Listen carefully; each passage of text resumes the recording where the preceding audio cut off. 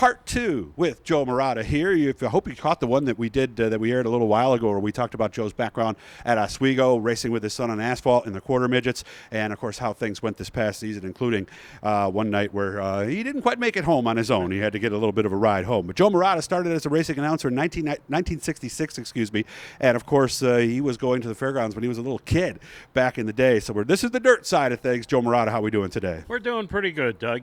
So what was the first time you went to the New York State Fairgrounds? Because you could almost walk there from where you are today. Well, we did. My father and my uncles and myself, we used to walk there. And the first time I ever went there was the AAA races on the mile, obviously, and watched the dirt cars. And I heard this guy by the name of Chris Economaki. Oh, really? He was doing the announcing? He was the announcer. And, boy, I'll tell you, the drivers were real heroes to me, but I remember this guy, Chris Economaki, and I tried to imitate him. How old were you, and what year do you think that would have been? That was probably about 9 years old, I think. Okay, so it made a big impression on the fourth grade, fifth grade Joe Marotta. So instead of wanting to be a driver, although I know you did do that for a while, you really don't talk about that, Doug. Well, you telling me you got to have some story from that, right? Or were you that bad? I was bad. You were bad? Yeah. Okay. Thank God for an announcer. Okay, so you had the pipes and you understood. Yeah. Well, I'm sure that helped you, though, right? I was bad. Oh, so it didn't even. So even just being out there and being I bad didn't have the money help. to really compete and everything. And I think one night I did okay, and then I broke an axle, and that was it. I parked it and sold the car and became an announcer. When was the first time you announced? Where was it? Fulton Speedway. Okay. Fulton Raceway back then. Oh, Fulton Raceway. Asphalt or dirt? Asphalt. Okay. Yeah. And when was this? That was 1966. Okay. And kind of a funny story. I went to Weedsport on a Sunday night, picked up a Gator News because it was raining, and I sat in the grandstand and I was reading it, and under Dave Wright's column it said, "Wanted, announcer, Fulton Raceway. Call Bob Benway at 592-7005. You remember the number? Yeah. And don't dial that today, guys. It's not his number anymore. I says, I think I'll give it a call. Wow. So I called, and Bub answered the phone, and I says, I'm interested in that announcing job. And he says, you ever announced before? Well, you know, I am a storyteller. So I says... And a salesman. Yeah. I says, well, when I was in the Air Force, I announced at a little track up in Alaska. Well, I was never in the Air Force, and I was never in Alaska. Alaska Motor Speedway. So he had me come up on a Tuesday night, and he got me in the judge's stand, turned the microphone on, handed me a flyer of some kind about free land in Florida, and he said, read it. So I read it, and, you know, I put the disc jockey voice to it, you know. Yeah. And he came back in, he goes, so how much you want tonight? I said, well, what are you paying? He said, that ain't what I asked you. That's Bub. Yeah, it was Bub. And I says, I don't know. I says, I don't know. I says, whatever you're paying. He said, how about $25 a night? And he says, and if you want to do the story, write the story. He said, that's an extra $5. Yeah, I'll do it. Okay. So that started me, and the first night I announced, Dutch Hogue won the modified feature, and Jimmy Covell won the late model feature, both out of Bath, New York. Were you hooked right away? Oh, I was always hooked. No, I mean, now that you'd finally sat in the booth and done it. Oh, though. yeah. And, you know, I used a lot of lines from Jack Burgess. And well, we know the famous one. Were there some other ones you used?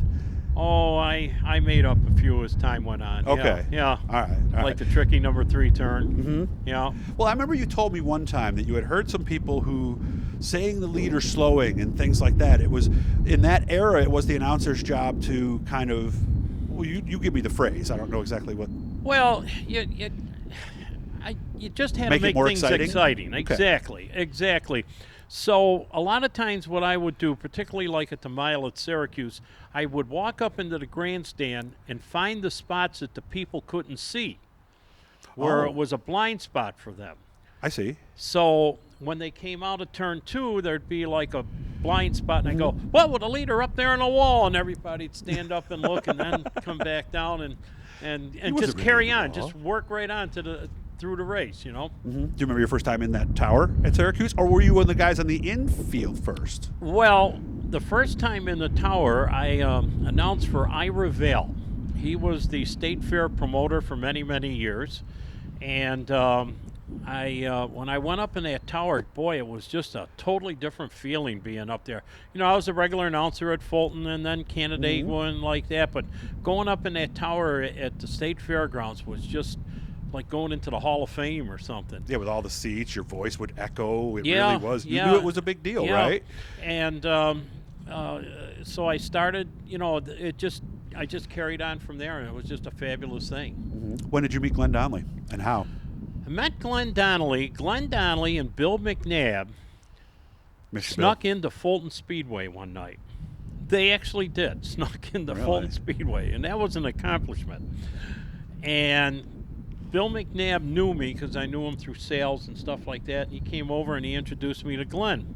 So Glenn says, "How come you're not working for me?" I says, "I don't know. How come I'm not?" He says, "Well, come on over to the office and let's talk about it." And we became pretty close friends from that point on. Same office? as Up being there at used today? Weedsport. It was up there at Weedsport, yeah. Different office, though, but in No, that in the general- same the same place. Yep. Okay. Yep, definitely, yeah. When did you get from, like, because you and I were, you know, co-workers and then eventually became friends. When did that happen with Glenn?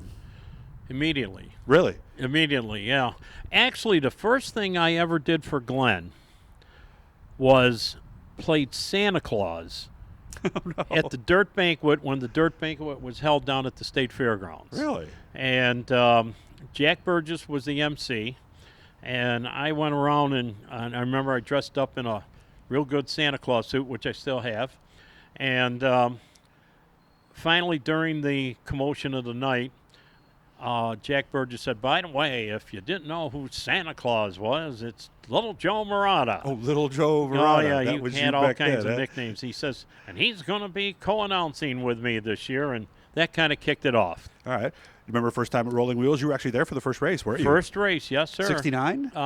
69, yes, Mm-hmm. yes. I met Bob Petrocchi also at Fulton Speedway one night, him and Bill McNabb again. Mm-hmm. And that was prior to meeting Glenn Donnelly. You got a friend coming up. I guess I Dog do, is here all of a getting sudden. walked. That's okay. It's all right. We're going to keep going and pretend Hey, I he's got not a there. He's a fan. nice friendly dog, though, who was Yeah. here. So, and that was did they run a full season there the first year, or what did they do in I think 69? we had 4 or 5 races. So it was a specials format. Yeah, When did it go was to weekly? Sunday afternoons. The following year on Friday nights. Okay. Yeah. All right. Did you And- see that video I did the other day? No, I did not. All right, I'll send you a link, and you can check that out. So, what's the future hold for you? Do you miss dirt? Do you wish you could get back and maybe do a dirt show some night? I'd love to get back at Syracuse. Yeah, I don't think that's going to happen. Yeah, I know it. You know, everybody asks me, what's your favorite track? What's your favorite place to announce? Is it dirt or asphalt? And I always answered it one way. The track that I'm at that night is my favorite track. I like that. And that's all I'll stick to. I got to thank Joe. I want to make sure I thank him officially in this video. He could not have been more welcoming to me, the new guy in 1995. So I want to thank you for that, and for your guidance and counseling over the years, because there's been a few nights where Joe's had to grab me and go, "Doug." So I thank you for that. Seriously, Joe. Well, you're very welcome, Doug. Hit the Blue E guys, subscribe. Let me have time talking to somebody cool. Joe, I'll see you this offseason. Let's make sure we get together, do something fun. Okay, Doug Elkins. Thank you.